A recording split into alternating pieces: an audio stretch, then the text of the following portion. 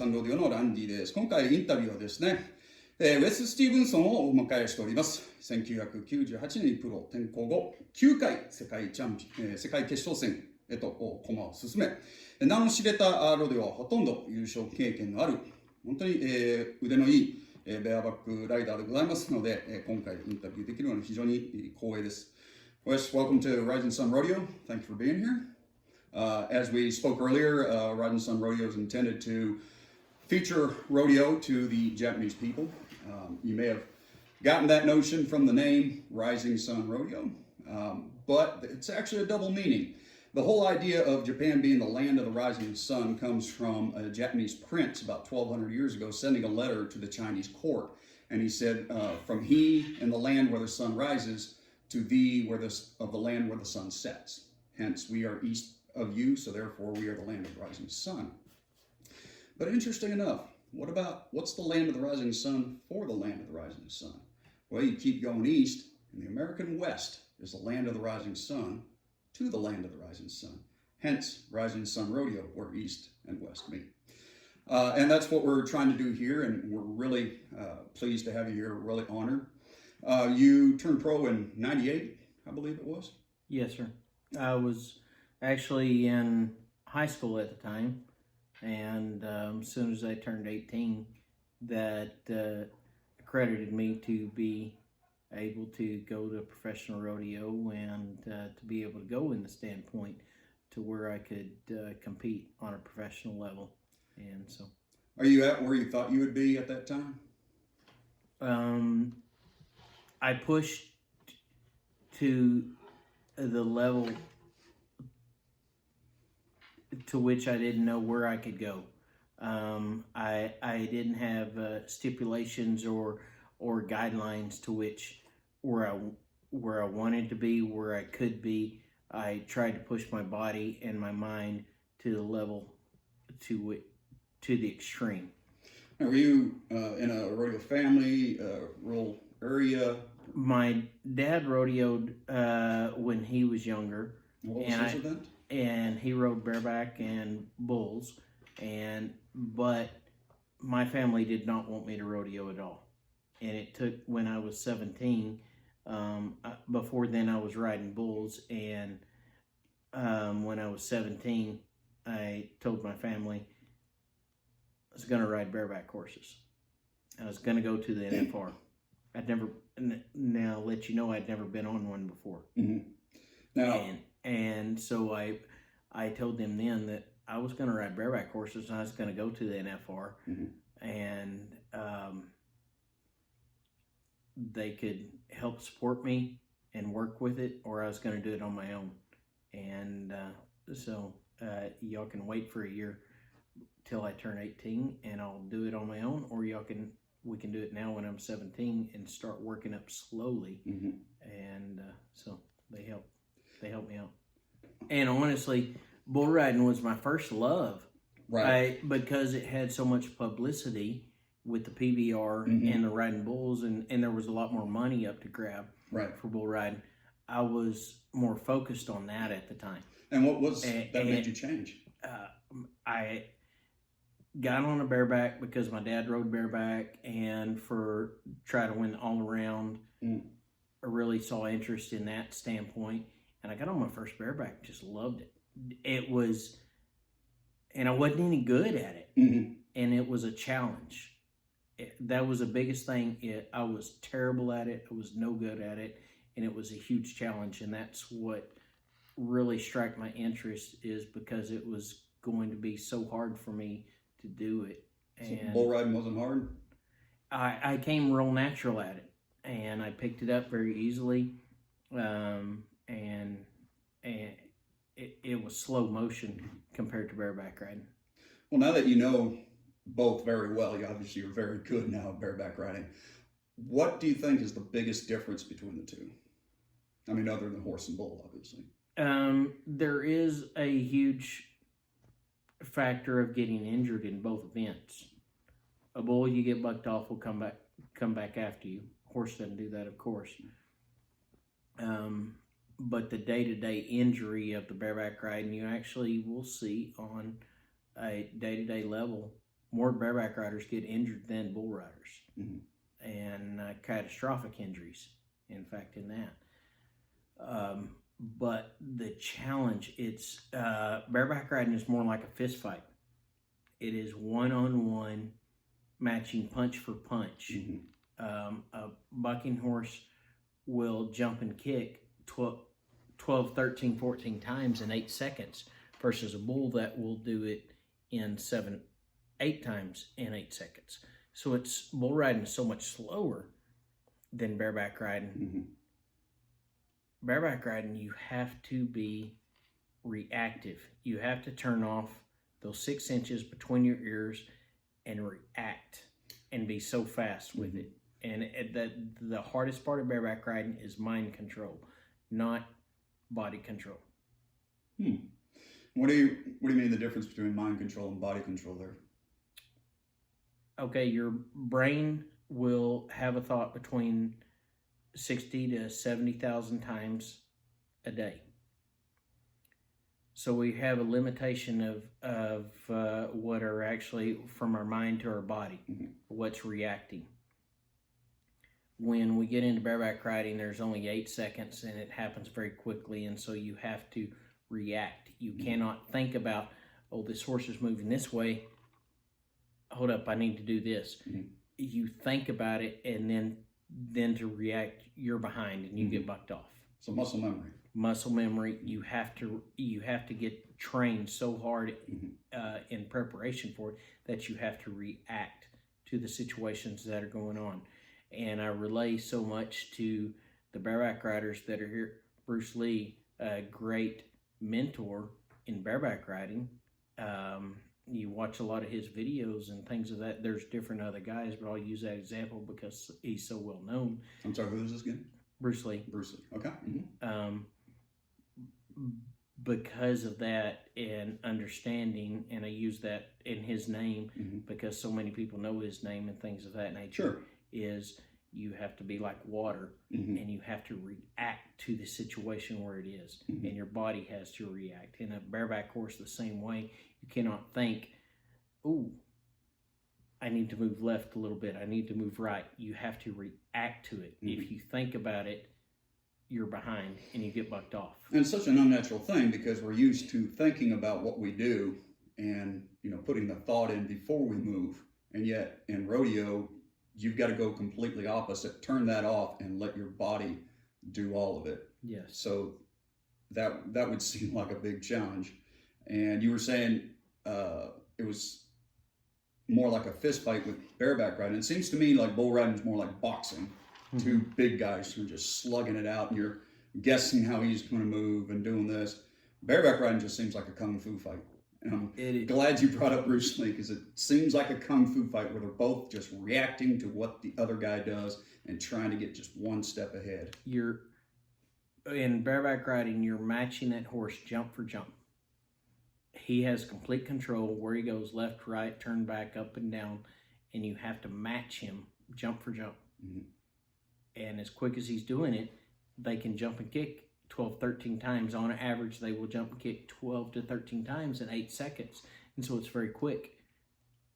And you have to match them and react to their actions. It's very fun. And that's what I've always found intriguing about bareback riding, why it turned me on so much. It is perfection is what we go for. Perfection is unattainable. The greatest bucking horse in the world that nobody can ride. You can't ride them, but I still every single time that I would get on bucking horses strive for perfection, even though it is unattainable. Thank you. That's a really good quote there. I want you for a second to look back to 1998 when you first turned pro. At that time. What's the biggest difference you've seen between yourself now and yourself then?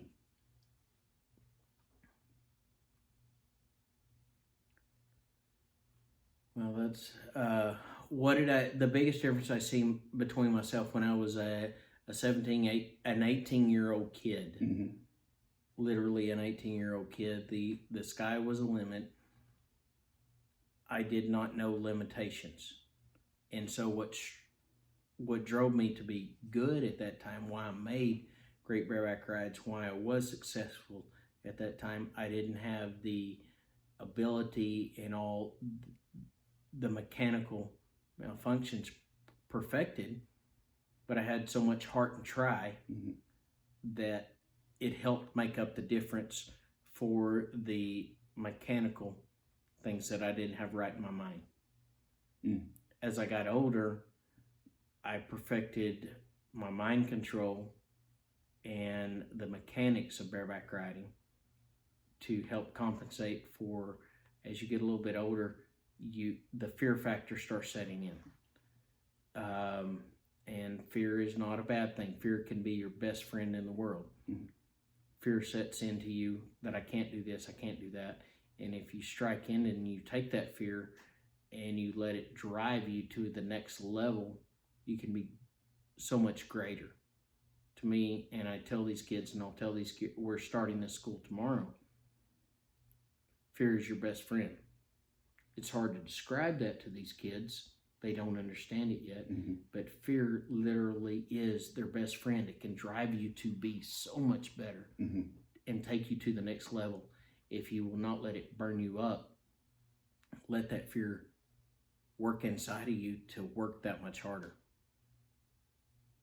Now, staying with the theme of looking back, you turned pro in 98, and we were both kind of rodeoing about the same time. I was actually on Okinawa in the Marine Corps, and that's when, 98 is when we started the Okinawa Bull Riding Association. We're riding bulls, and we were really trying to get our message out to the world that we were doing this and everything. But you might recall the internet back then wasn't all that great, and we didn't have YouTube, so we couldn't show people videos of what we were doing and really get a lot of support because people just couldn't see what we were doing. And I think you probably experienced that change yourself as you're going along. How has the internet changed the way you rodeo from when you started? I mean, it's advanced quite a bit in the last 21 years. So has it had a big impact on the way you rodeo? The largest impact of that has not been in my rodeo career. I've since changed over and I've become a contractor, and I'm raising bucking horses. The young guys coming along, they don't see the difference in it.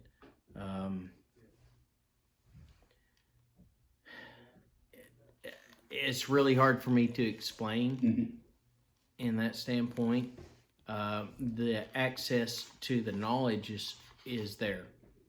I had to search so hard as a youngster to find videos to watch, to study, to become better. Now that's all over the board, and they can find that. Now, is that type of knowledge perfection to it? I don't believe so. As anybody can see, you go on the internet, you can find any type of knowledge anywhere in the world on the internet. Is that the perfection of that? Is it not? That is up to question, depending on where you're at. Sure. I don't think you see the perfection of bareback riding on the internet. You can't find it there. You've got to find it in personal relationship with some of the best in the world. Are those guys holding it back and not putting it on the internet? I don't know. But to be the best and get to that level, you've got to find it in personal relationship right now. So you've got to go the opposite way of how the generations go now, where they're pulling out of the real world and focusing more on the digital world through the internet. You're saying if you want a rodeo, you got to go the other way. You got to get off the internet. And the same thing, let's say you've got let's use for example, you have a family member that has a brain problem, a heart, lung, whatever, and they go to the doctor. Instantly, somebody in the family goes on the internet and starts looking it up, searching it, and they're an instant doctor within 5 minutes, and they know exactly everything that needs to be done about that person because of Google. That does not make you a genius and an expert in that situation just because you know a little bit about it. And so it's the same thing. You can learn a little bit, just enough to get yourself in trouble about bareback riding on the internet. You can learn some knowledge, and I'm not saying don't do it. Learn that knowledge that you can, but you have to take it to the next level and put that work ethic, learn from a professional, and put that work ethic in that it takes to master it. Okay. Having become a rodeo cowboy, what's one thing that was exactly as you expected about it? And what was one thing that was just totally not what you expected?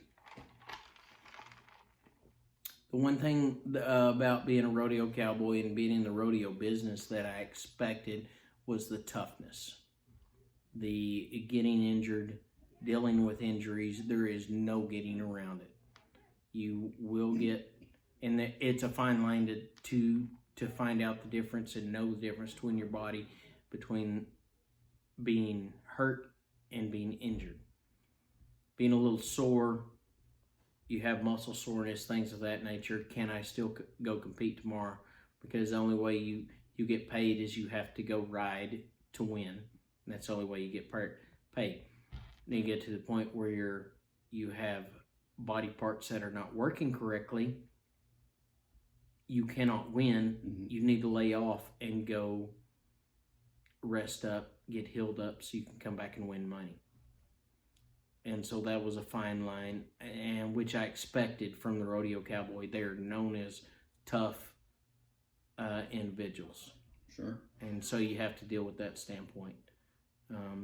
What was your other question? What was one thing that was totally either not what you expected or not the way you expected about being a rodeo cowboy? Something that kind of surprised you, like, wow, that's not what I expected.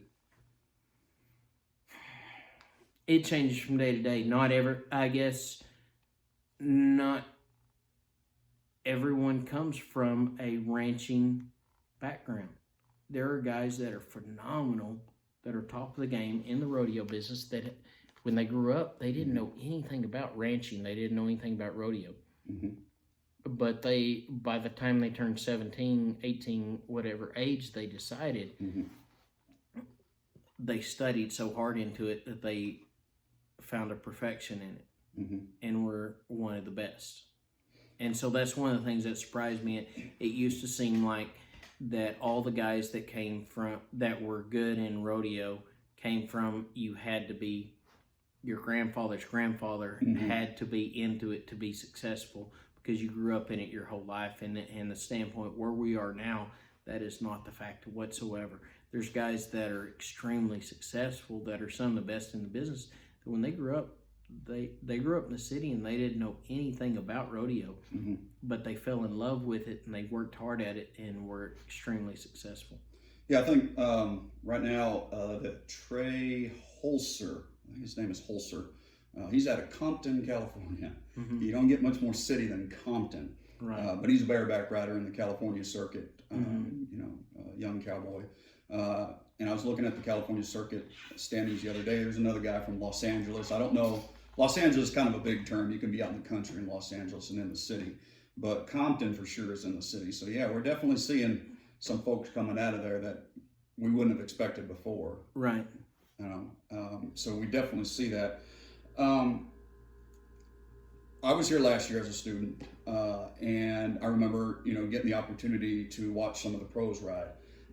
And I saw Will Lowe ride this bronc, and it was just one of the most beautiful things I've ever seen in my life. Unlike the kung fu fighting and the boxing we talked about earlier, it was one of those magical moments where rider and bronc perfectly matched for each other, perfectly suited, and it was just the most beautiful ballet. And you really didn't see a whole lot of flair like you do with bareback riding, because they were just so matched that they just moved together almost. And it was just the most beautiful thing I'd ever seen. And I think back to that ride many times. I'm just like, man, that ride, And so without any preconditions of who, what, when, or where, when you hear the term like the ride, what's the ride you think of? What's the first ride that pops in your head? The rides there's not one ride. Mm-hmm. I've been so blessed to be around rodeo for an extended amount of time. I've got rides in my head that I made that stick in my head. I've got rides. The biggest ones are the ones that my buddies made that I actually got to watch. Mm-hmm. What are some of those? And although I've rode myself to be in the high marked ride in the PRCA, Mm-hmm. but watching some of my buddies' rides, man, it speaks a different language when you're talking about being on a bucking horse and in the middle of the ride or sitting there watching it. Mm-hmm. And there's so many of them. Mm-hmm. Tom McFarland at a little rodeo the Kesslers had on a horse Skyreach, and probably should have been the high mark ride ever in the PRCA. And they marked him like 85, and I sitting there watching that, and it was just unreal how hard that horse was trying to buck him off. Mm-hmm. And how poetry in motion, he was in sync in time with that horse and never quit trying. The amount of try from that horse, the amount of try from the cowboy going into effect together, and they were just two prize fighters at the top of their game, going at it head to head. Those are some of the rides that there's a lot of rides in those that stick out in my head. Now, you mentioned earlier, the toughness and the things you had to endure and overcome was something you totally expected as a rodeo cowboy. But what's the toughest moment you faced as a rodeo cowboy? Trying to figure out how to balance between my family and rodeoing. But I've got a passion, a love for rodeo, Mm-hmm. and trying to figure out how to balance my family. And I give everything and all I've got to try to make the NFR work toward that standpoint, and realizing, same point, is it worth it? So I will give, when you're saying yes to everything, you don't realize you're saying no to something. And so the biggest trial and tribulation in my life with my rodeoing was realizing how far I can push my rodeo. And I realized real quick I would not be away from my wife more than 2 weeks. That was my limitations. Mm-hmm. It affected our relationship, it affected our life and the family style. And so I would go rodeo real hard for 2 weeks and then come home for a week. And whether it meant money or that, God and family was very important to me, and still is. That's at the top of my priority, and more important than rodeo, even though I love the hell out of rodeo and I'll give it my all. But it comes to a point, there's something that does trump it. Man can't live on bread alone. Yes. And so and it actually, in a long run, made my rodeo better, because when I was there, I gave it everything I had. Mm-hmm. And then I knew that I was not gonna just go every single weekend all year long rodeoing. I was not a part-time cowboy, but I would take breaks in between. And those rest periods, do they help you? Those rest periods let me go home, get right with my family, get right with God, keep my body healthy, and come back out on the road. And when I was rodeoing, I knew I had to capitalize on every opportunity I had, because I wasn't going to do it. I wasn't going to stay on the road like everybody else did. So you got to thank your wife for making you a better rodeo cowboy then. That's right. Now, we spoke about that as kind of being a rodeo cowboy in general, but as far as being a competitive rodeo cowboy within the rodeo world, what's the biggest challenge you had to overcome? The biggest challenge coming over in me in the rodeo world was I had a lot of injuries. I was in the top 5 in PRCA history for money spent on insurance due to bodily injuries. Judge that as you may, but feel like I had a decent amount of injuries at a real young career, at the start of my career on that standpoint. I had to learn how to deal with that, how to overcome it. And I didn't feel like I felt like everybody in the world has excuses. And just because you had a sprained ear, you had a broke leg, that was just an excuse why you didn't get the job done. And I wanted to be a guy with no excuses. And so coming over the amount of surgeries I had at a young career, my leg being shortened by 1.25 inches and growing it back out, anything of that nature, that was not going to be an excuse why I did not go to the NFR. What's the injury that put you out of commission the longest? My left side of my body.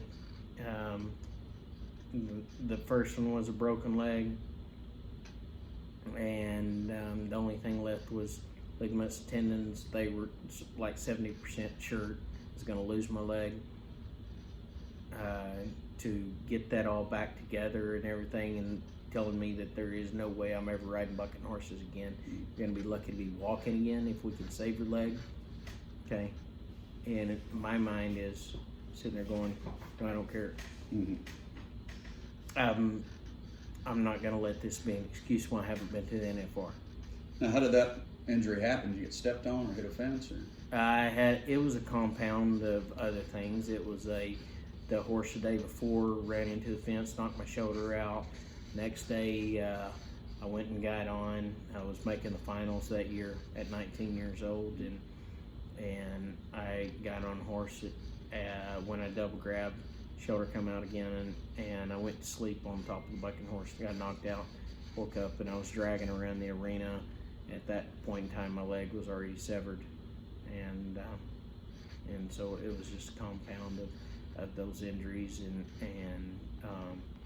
spent 8 months out trying to figure out how to make a living in between, grow, and all those things grew to make me a better person. Came back, was riding really well, had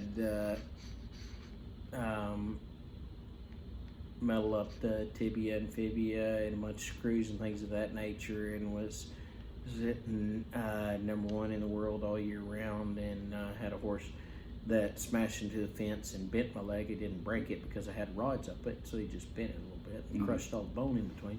And that was the second time I was making the NFR in 2002 that I wasn't going to be able to ride there because of injuries. And I told the doctors when I went and talked to them, and they said, there's 70% chance you're going to lose your leg. And I said, well, you're not touching it.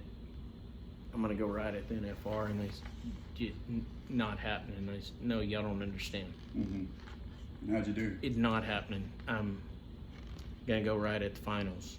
And so Dr. Froderman, a limb salvage specialist out of Baylor, split my leg open, let it drain so that the swelling and everything, and I wouldn't lose my leg, keep fluid going through there. And that was 2 weeks before the Texas Stampede at Dallas, which was at the time the biggest rodeo next to the NFR. And I thought, well, I'll go ahead and ride there because that's before the NFR. If I can't get on 3 or 4 head there, I don't need to go to the finals. And so I thought it has 2 weeks. Before that, I went and got on there, and before that, my belief was, okay, my body's not working correctly. I've got to have mind control and have my mind so crisp, doing everything so sharp, so right, so correctly, and perfect. I've got to have my mind better than I've ever had because my body's not working correctly. Went there and rode, and I was 93 in the first round. Tied the world record with Joe Alexander. Next night I went and got on and was 94, set a new world record on Cover Girl of Kessler's. The next night I got on William and was 90 on Eliminating Good Dude of Sankey's, really cool horse, and I won the 8-man. And 4-man I got bucked off. By the time I got to the NF, and then we had a month in between before the NFR. By the time I got there, at the time at Dallas, I was weighing 155. By the time they put me on 2 grams of Rocephin a day, and with draining and fluid and everything, by the time I got to Vegas, I was weighing 135. And so that I'd lost a lot of weight, and I don't make an excuse for that, but I was tickled to death that I got to ride at the NFR. I didn't go win a world title that year. Bobby Moak won the world that year in 2002, and he rode fabulous, and I didn't do the job that I needed to, and I was tickled to death, and I was set up for preparation that I was probably going to lose my leg after that, and I was content with that because I had conquered a goal that I had set forth my whole life. And so it was a long battle. In 2003, I never got on a bucking horse again. I threw out the whole year because I had about 19 surgeries and a lot of stuff going on there to regrow my leg out to get it the same length as my right leg. When I came back, it was a trials and tribulations. It was harder to come back riding than when I had started. When I had started riding bucking horses, it was hard work. It was harder work to come back riding than when I had started. But I had bound and determined I wanted to go back to the NFR so bad. And then once I went back and started going to the finals, they almost made fun of me or made a big to-do about the fact that I was smiling all the time and had a grin from ear to ear. Mm-hmm. Little did they know, from a guy going from my perspective, I was supposed to lose my leg, never walk again, much less ever ride a bucking horse again. Every single time I got on a bucking horse, whether it be at the NFR or not, I was so blessed and happy to be able to get on a bucking horse again. I felt like every single time was a blessing. What is it Crystal Dew said, God bless this world when we looked down and made those horses that buck? Mm-hmm. Yeah. So now you're a stock contractor. Mm-hmm. What kind of skills does that entail, would you say? Patience. To be a contractor, I think the biggest thing you need to have is patience. That is a hard thing to do. How so? How be do you careful. Patience. Don't ever pray for patience, because God will thanks your treat. Teach it to you. The bucking horses, you breed them. Let's say you've got a mare and a stud. You like the conformation. You like you like them a lot. And you're like, yeah, I want to have a baby out of that mare and stud. So you breed them. A year later, they're 11 months gestation on that. So a year later, you have a baby. And before you get to the point to where they can actually show their stuff and see what you got, it's 5 years later before you put riders on them. So you got 6 years into this before you even know what you have. And it's such a slow, patient deal. You love them, you care for them, and it's a fun, really fun. Now, bucking horses, unlike bulls, they're not always male, right? Right. They're mares and gillings and studs. I know one year I did a study on it, and about closer to 70% of the horses at the NFR were mares. Yeah, I've actually watched a couple of rodeos where... Judge that as you may. Yeah. They got a little more attitude. Well, I've heard some people say before that, bulls, after a while, will tame down, you can handle them. Mm-hmm. But stud just tends to be a pain in the ass all the time. And so, if you could ride female bulls, as it were, they probably would if they bucked as good and were as big, and they just don't.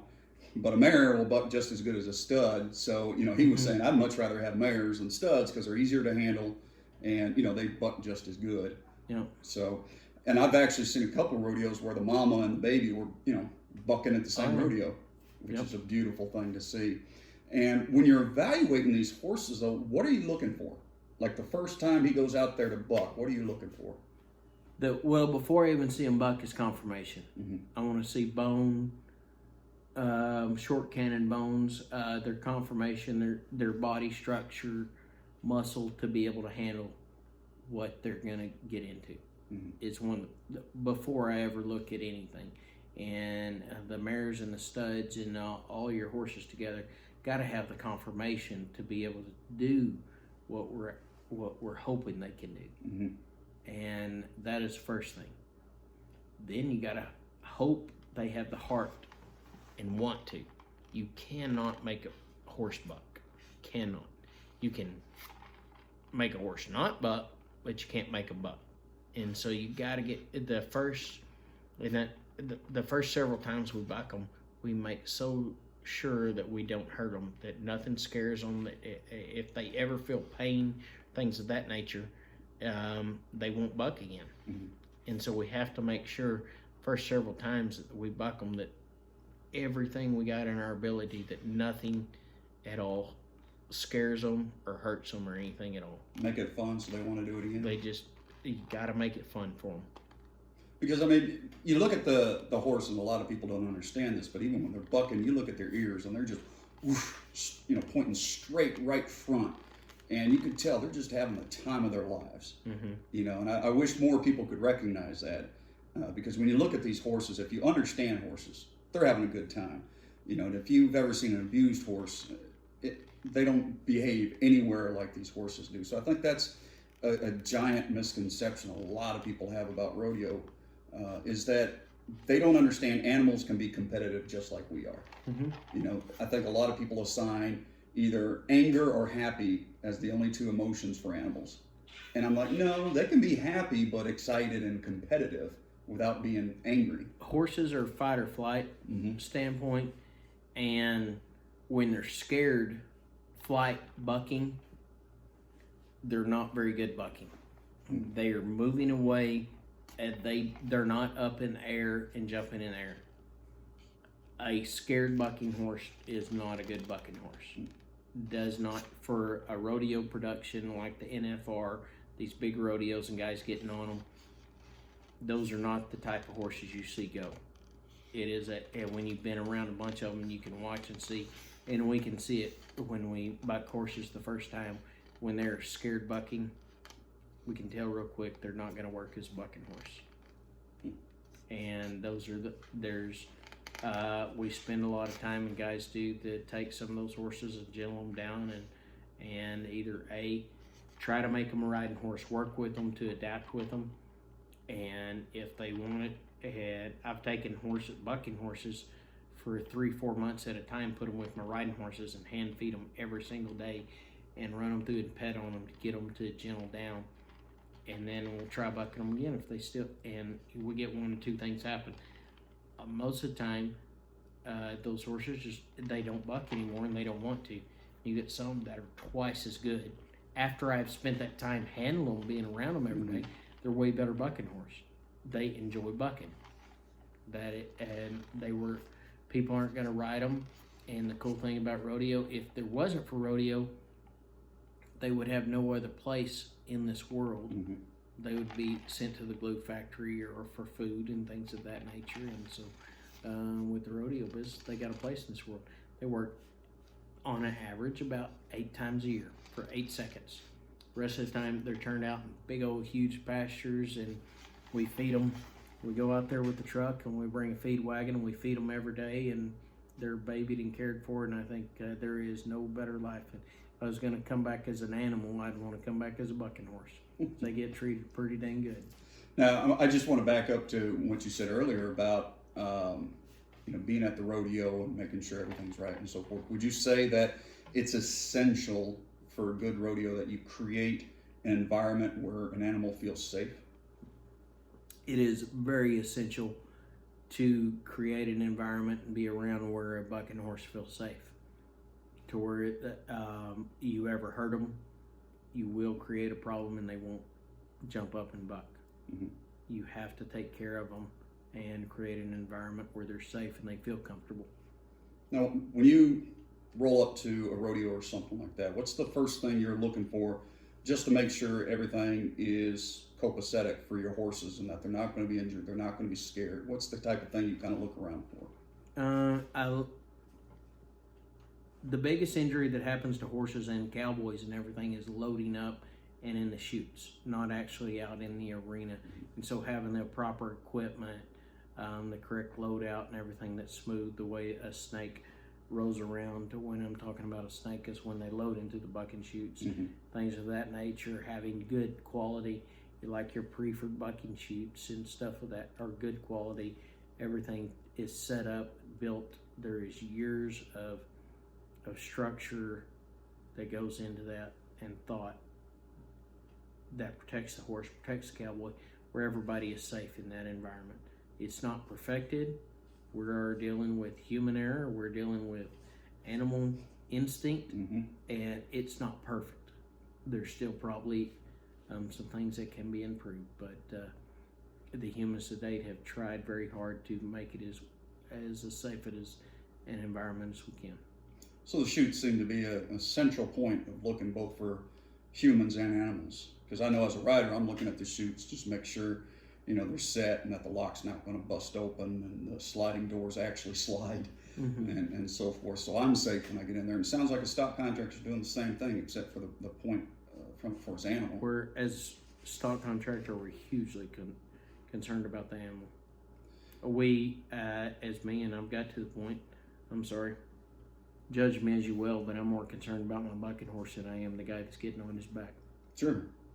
I mean, your bucking horse is worth a lot more than he is, I'm sorry. Yeah, and I've raised them.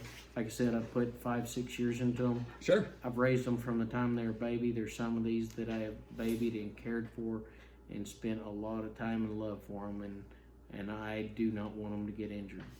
Sure. And so I care for them a lot. Now we're kind of getting into, you know, raising bucking horses and so forth. It's kind of a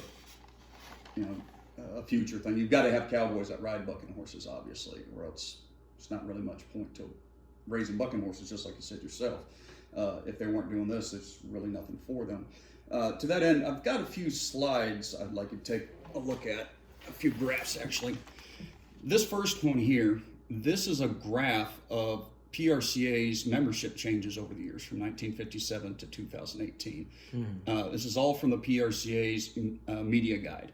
I took the numbers out of there and I punched them in, and this is the graph we get. The red being card holding members, the blue being permit holders.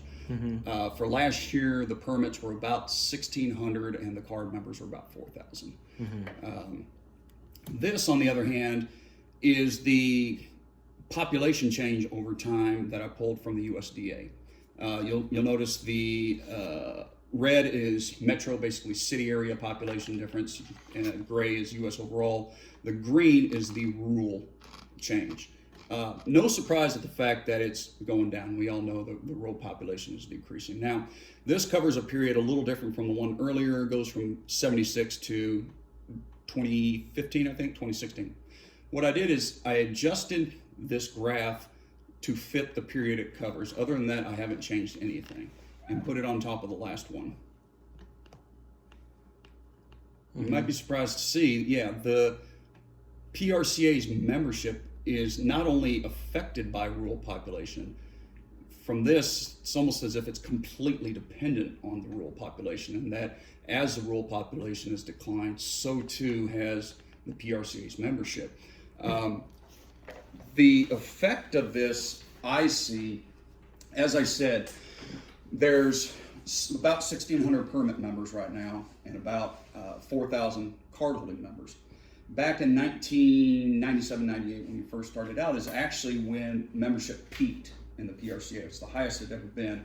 You had about 7,000 some odd regular members and 4,000 permit members. And as you said, rodeo is a injury sport. People are going to get hurt and things are going to happen. So you're going to need replacements. So they have to constantly be replacing each other. And replenishment. During the 97-98 era, that meant you had 4 cowboys trying to replace 7 at the pro level.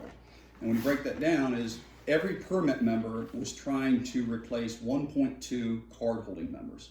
So if a card-holding member got injured or something like that, he could move up. If a permit member got hurt, well, that meant that one guy, the other permit member, is now trying to replace 2 guys.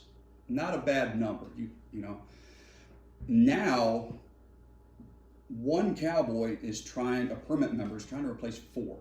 So if a permit member doesn't do so good, he quits or he's injured. Now you've got one cowboy trying to replace 8. pro members. And so if 6 of those guys get injured, he's only able to replace 1. So now you've got 3 guys instead of 8. And the rural population decline is not going to change. With the advent of the internet and so forth, it's getting worse because we don't need as much manpower to farm and harvest as we used to. Go into more corporate farms and so forth. So it's safe to say the membership in the PRCA is probably going to go down as well. But what's striking to me is that when you do when you run the numbers, the membership of bareback riders is about the same between now and 97, 98. It's always been between about 5 or 7% of the total competitors, which puts you at about anywhere between 300 to 400 guys. And that's what it's at right now. It's about 309, but that's with permit members included. If you subtract the permit members, you're looking at about 200 guys that are professional level.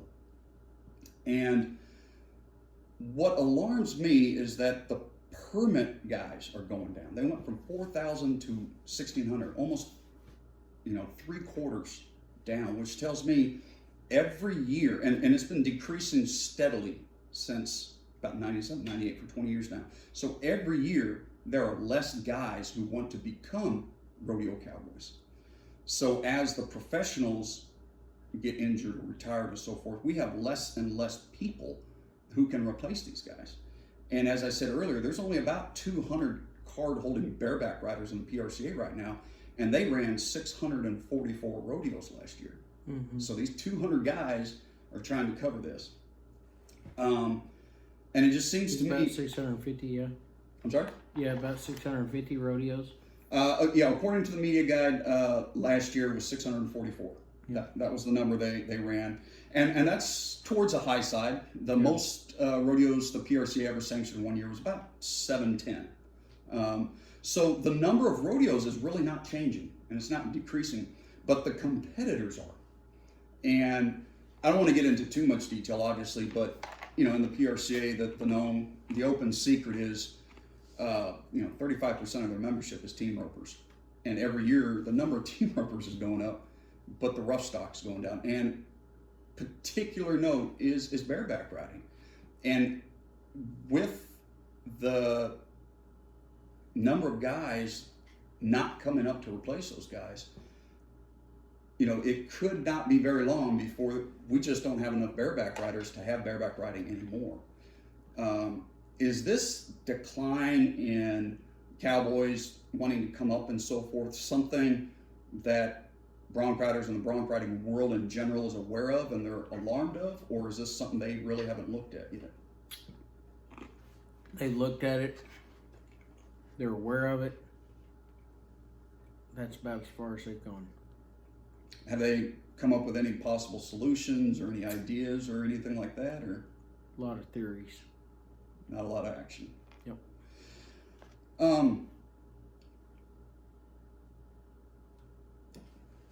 You mentioned earlier that you had guys. But I'm sorry. I'll say bareback riding is really hard sport to just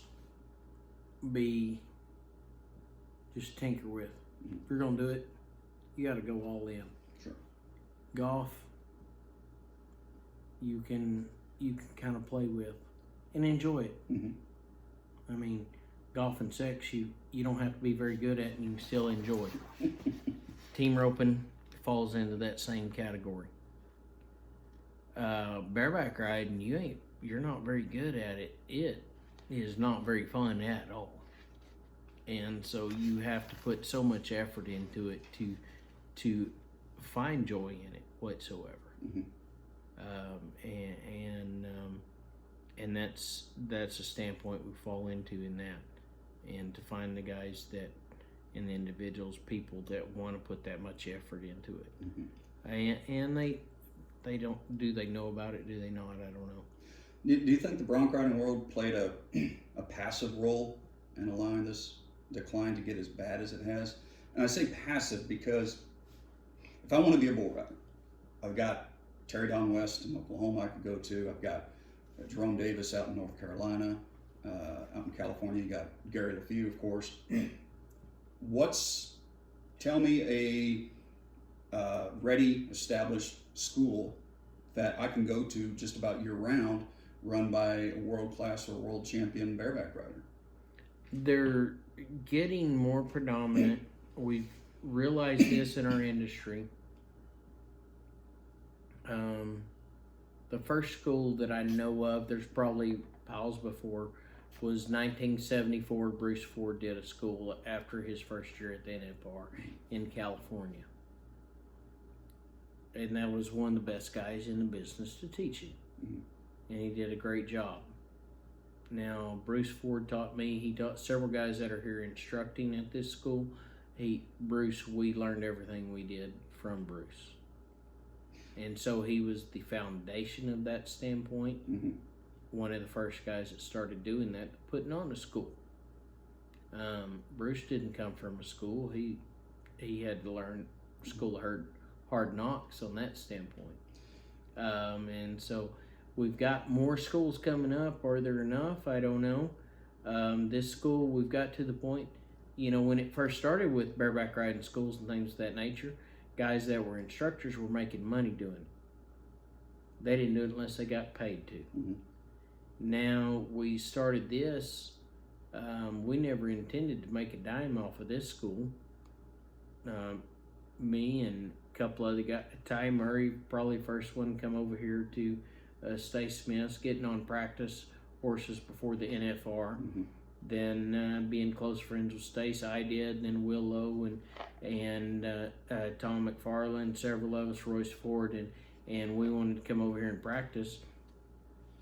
Well, next year, a whole pile of kids just showing up, wanting to get on with us and hang out and word them out because we're getting on before the finals. And we had all these kids wanting to get on, and we're spending over 90% of our time helping these kids out instead of actually working on going for the finals. Talked to Stace and I said, hey man, we got a thing going on here, it looks like. Showed up at her feet. We got a school going on and didn't even plan it out. We just got all these kids, we're all helping out. Let's charge them money. We don't want to make a dime, but we can give it to Justin Cowboy Crisis Fund, which is a great deal, great cause. Okay, so let's do it. So that's where this started, and now it's grown to what it is. And I don't know how much we've given over the years. It's 15 years and well over 150,000. I know that we've given to the Justin Cowboy Crisis Fund. So the instructors don't get paid here? No. Stay Smith, his ranch, all the bucking horses, all the instructors, everybody donates their time. And every dime of the kids goes to the Justin Cowboy Crisis Fund. Last year we opted out and we did a little something different. We did everything to J.R. Verzane, which he was in a bad predicament. And so we thought that was a good cause. As instructors, we all voted on that. We talked to Tom Feller over the with Justin, and he said, "Yep, you bet. Send it that way. It's a good cause, guys." And so pretty much what you're doing when you give it to Justin anyway is to help Cowboys in that situation. JR was just for a bunch of bareback riders, a little more very dear to our heart, being he's a fellow bareback rider and rode great, one of the best in business. Just had a horse flip over backwards on him in the arena and break his back. In trying to cultivate new riders, do you think it's time the bronc world embraced the idea of a buck and pin? I mean, we have a proliferation of buck and pins for bull riders. You're probably no more than an hour from any buck and pin anywhere in this country. But you want to just go ride practice horses, it just ain't out there. So it seems like people who want to give rodeo a try are more likely to be exposed to bull riding, so there's always going to be bull riders. Well, it's easier. You can get bulls that are real slow and easy. Horses that don't buck very good are still scattering 9-0 and across there, and those are more dangerous than horses that are bucking to get on. And so, yes, it is harder to find that standpoint. bulls, you can start off with calves, graduate up, and real slow stuff. Horses, even when they don't buck very hard, they're scattering fast. It's really hard to build up to it. Now you mentioned the PBR earlier. What do you think the PRCA could learn from the PBR?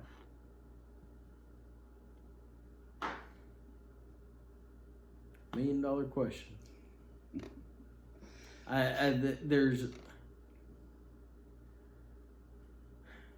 When I was younger, I probably had the answer a lot better. Fair enough. They put a big prize at the end of it. Huge prize. They set a guy up for a life. They make stars, and they have worked on it, but they make stars out of the rodeo athletes, which in that turn helps them create revenue for sponsorship and advertising and things of that nature. And so as a young guy, and like I said 10 years ago when I was coming up, if I was 18 10 years ago, I'd have chose nothing but the PBR, not a doubt. Because the pyramid was so much higher. There's a bigger, shinier apple at the top of the product. A guy could win $1 million in the amount of money the guys were getting for endorsements. And they're really pushing their top athletes. You can argue about, well, it was only like 2% of them, maybe it's 10%, whatever. I didn't care. The fact that there was an apple at the end that was phenomenal, and that you could make a lot, substantially more through the PRCA, I would have chosen that route. What do you think? Like I said, that actually segues good into my next question. Is that PBR has done a fantastic job of cultivating this image of the bull rider. Here in the last 20 years ago, you go to the city and say, I ride bulls, or I'm a bull rider. They're like, what? Now you can go and say bull rider, and they know exactly what that means. Now it gets to the point where you walk to the airport with a cowboy hat on, and as a shorter guy that's a little stocky, and they look at you and go, you're a bull rider? Right. Instantly, yes. So what do you think bronc riders can learn from the PBR's cultivation of this image of the bull rider? What do you think bronc riders, the bronc riding world in general, can do to, I don't want to say copy that, but emulate it in a way to elevate their sport? I think they got to be their own. To me, there's something that's a lot more intriguing about a bucking horse and a horse in general than there is bovine. So you think bronc riding needs to have its own organization, or? No, not in that standpoint. Capitalize on the beauty of riding bucking horses. It is a lot more, as they've always said, poetry in motion. Go with the slogan that they have pushed for 40 years. Riding saddle bronc is poetry in motion. It is beautiful. Nothing cooler than a cool bucking horse. They have so much personality. Love it. I enjoy bull riding too, don't get me wrong, but the bucking horses is so intriguing to me. It takes so much time to develop a horse, keep them from getting hurt, let them relax and enjoy in that environment, or they'll go in bucking from an audience and they're very relaxed and do it in their atmosphere. And for a rider to tap off and dance with them and stay tapped off is very elevated. Takes so much positive attitude and believing in yourself and rolling with them. It's a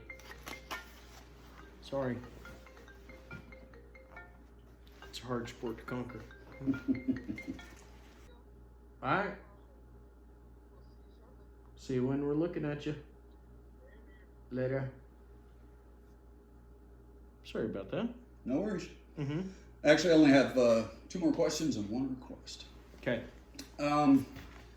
So as a stock contractor now, what's your dream? What's your goal? You wanted to go to the NFR when you were 19. Mm-hmm. Now what? You're 40 years old. You're a stock contractor. What's your goal now?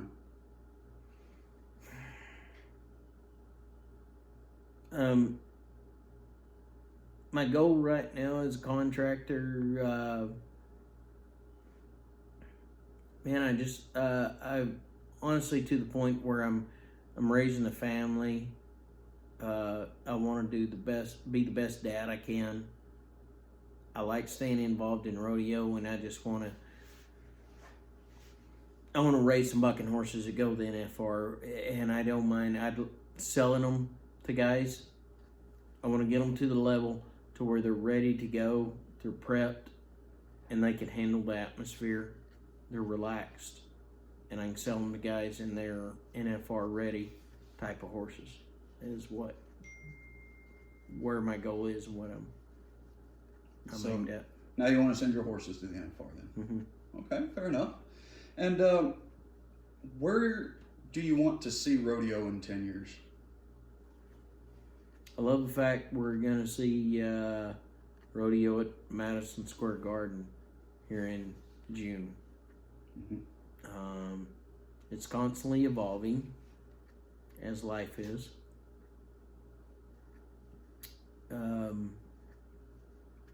I would like to see rodeo reaching out to the mainstream media and our kids in communities like Chicago, like New York. Mm-hmm. Not saying that they need to be a professional bareback rider, professional bull rider, things of that nature. Mm-hmm. Just to experience and know what it being around livestock is like.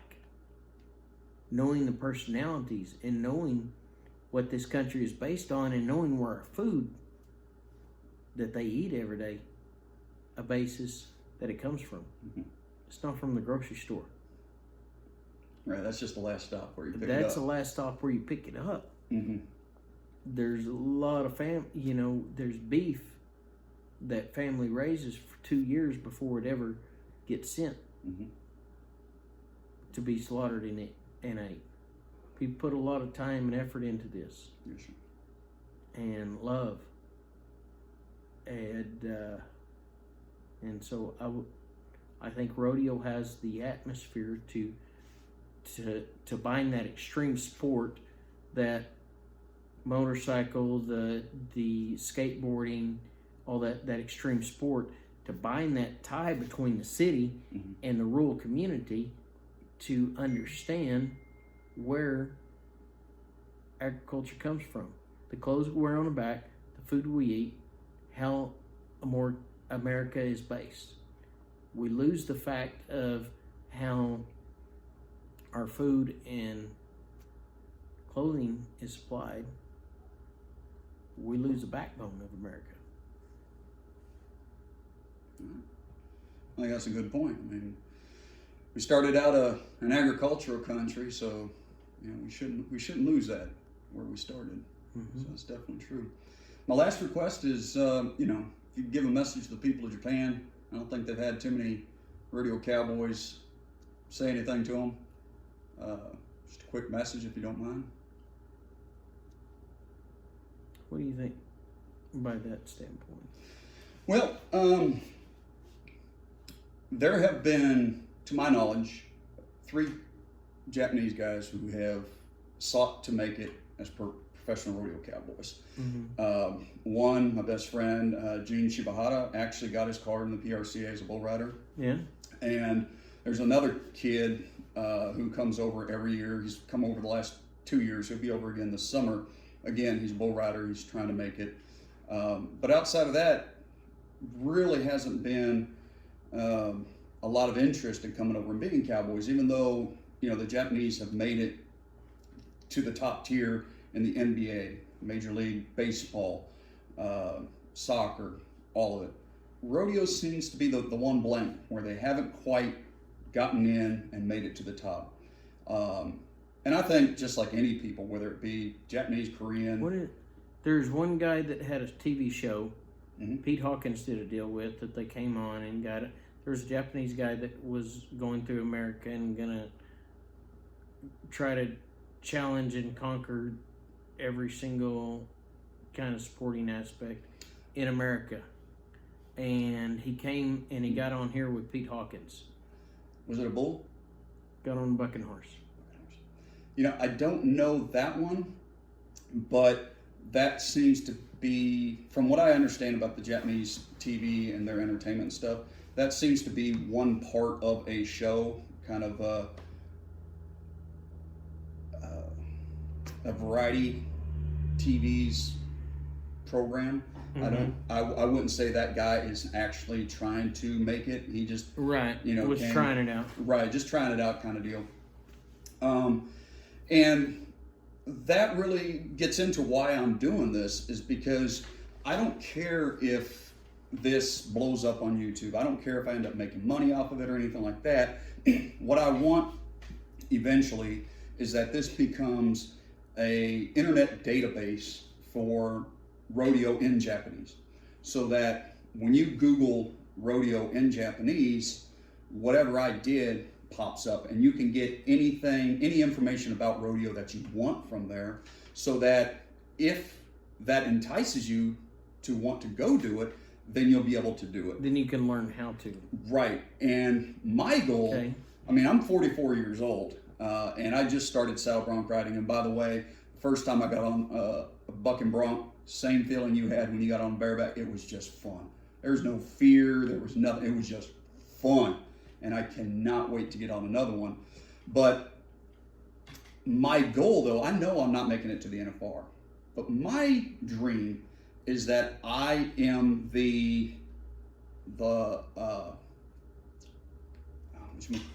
I can think of the word in Japanese. I can't. The hitch, you might say, for a guy in Japan to say, you know what, I want to be a rodeo cowboy. He comes to the United States and ends up going to the NFR. You know, I want to be the reason that guy starts rodeo. The first Japanese guy to make it to the NFR, I want to be the reason he started rodeoing in the first place. Mm-hmm. That's my dream, you know. And I want to create enough of an information out there to allow that to happen, because I absolutely love rodeo. And I don't mean just bull riding or saddle bronc riding. I love every single aspect of it. I want to know everything there is to know about rodeo, from, you know, how the bulls buck and how the horses buck, to how you put the posts in the ground and what kind of dirt is best for the arena. I want to know everything there is to know about the sport, because I'm just curious about it. I love it that much. And because I have a passion for the sport, and I have a passion for Japan and their culture and their people, I figured it was just a good combination to use my Japanese to spread this passion to these people, because there is a great deal of misunderstanding over there about rodeo. I mean, the further you get away from it, the more disinformation you're going to have, or misinformation. So I wanted to correct that, and that's what I'm doing here, and I'm hoping, you know, this will contribute to that as well. But I would really like to see more Japanese, you know, engage in rodeo and come over here and give it a shot. You know, the PBR did a really good job by encouraging the Brazilians, and now, you know, a good portion of their top riders are Brazilians. So I honestly think Japanese would make great bull riders, because they're short and stocky. You know, they do real good in bull riding. But I would also like to see a lot more bronc riders, and I would like to see guys go, you know what? I'm not going to be a soccer player. I'm not going to be a baseball player. I'm going to go be a rodeo cowboy. You know, I would like to see some Japanese guys doing that. I think it would bring a change to rodeo. We are, for good or bad, rodeo is largely a Caucasian sport. It's a white guy sport. And again, that goes back to the fact that rodeo relies on the rural population for their membership, and the vast majority of the rural population is Caucasian. So that's natural. But I think the more we enter into the urban environment and we get more minority members, but then Japanese members and other people, maybe from Europe, maybe from Brazil, the more diversified our membership becomes, I think that's going to be better for rodeo. And I think it's going to push it in a direction that you and I just didn't think of, you know, and make it stronger, make it different. I don't know what it'll do, but I know it'll bring some change, and any change at this point is probably good. And so I'm hoping to be just one small catalyst for one small bit of change to this sport that I just absolutely love to death. Because, and it's interesting because my first exposure to rodeo was in 1983 in Osaka, Japan. My father was a missionary over there. And the PRCA, I don't think it was PRCA sanctioned, but a PRCA stock contractor brought an entire rodeo to Japan, and they did a rodeo over there for a couple of weeks. And I went to see it 3 or 4 times. And that was the first time I was exposed to rodeo, was in Japan. You know, and I remember that feeling. And I kind of want to share that with more Japanese people in a language that they understand, because you know, rodeo is all English, and if you don't speak English, you can't learn as much, you know, as you could if you did. And so I'm trying to change that. I'm trying to create a place where the Japanese can learn just as much about rodeo as they could in English. So, you know, anything to that end that you would like to say to the Japanese people, or somebody maybe considering being a rodeo cowboy or something like that, you know, maybe your message will convince them to do it. I guess it would be the same kind of message you would give a kid in the city that's thinking about it. You know, what would you say to him? That's a hard deal, because it'd be like, yeah, really dumb, stupid decision, don't do it. Same thing I'd tell my kid. But a rodeo aspect is an adventurous test among all tests. It's not an easy task. It is fun. You're taking on a completely unpredictable animal, and it is just you and that horse. When you do things wrong, it's nothing but your fault. You do things right, it's you that did things correct. That's the fun things I find about it. And if you're in for a test like that, come try it. There's a lot of Americans that would love to help you out. I think that was perfect. Thank you.